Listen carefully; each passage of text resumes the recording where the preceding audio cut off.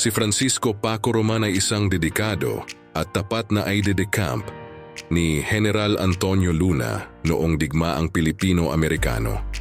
Bilang isang pinagkakatiwalaan ni General Luna, nakilala si Paco Roman sa kanyang katapangan sa digmaan.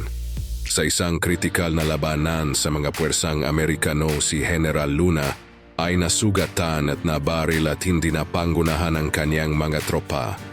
Sa isang pagpapakita ng katapengan at mabilis na pag-iisip, si Paco Roman ay humagbang upang manguna na nagrally sa mga sundalo at pinamunuan sila sa isang matinding tagumpay. Isa si Roman sa namuno ng labanang tinaguriang ikalawang labanan sa Caloocan, kung saan matagumpay na naitulak ng kaniyang puwersa ang hukbong Amerikano sa Azcárraga sa Maynila.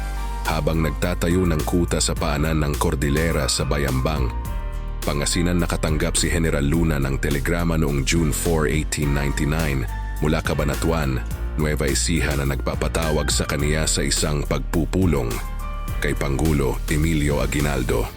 Sinamahan ni na Coronel Roman, Kapitan Eduardo Rusca, Komandante Manuel Bernal, Jose Bernal, Simeon Villa at 25 pa nilang mga kawal si General Luna patungong Cabanatuan.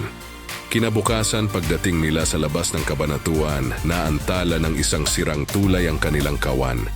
Nagpasiya si General Luna na isama na lamang sina Coronel Roman at Kapitan Rusca na agaran ng magtungo sa kumbento ng parokya na naging tanggapan ni Aguinaldo mula nang ilipat sa naturang bayan, ang kabisera ng pamahalaan mula Malolos.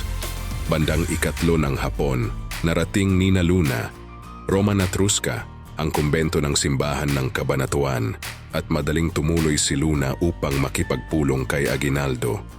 Nawala roon. Nang makarinig ng mga putok sina Roman at Rusca, dagling tinungo ng dalawa si Luna upang masagip.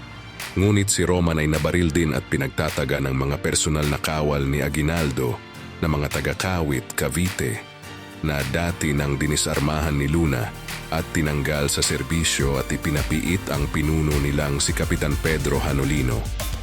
Inilibing si Roman katabi ni General Luna sa pambayang libingan na may ganap na karangalang pangmilitar. Subalit nalimutan na ng tuluyan ang pinaglagakan ni Roman matapos hukayin at ilipat ang mga labi ni Luna. Mariing itinanggi ni Aguinaldo na may kinalaman siya sa pataksil na pagpaslang kay Luna at Roman. Ngunit inamin niya ang kaniyang pagkukulang na tukuyin at parasuhan ang mga nasa likod ng kanilang pagpaslang.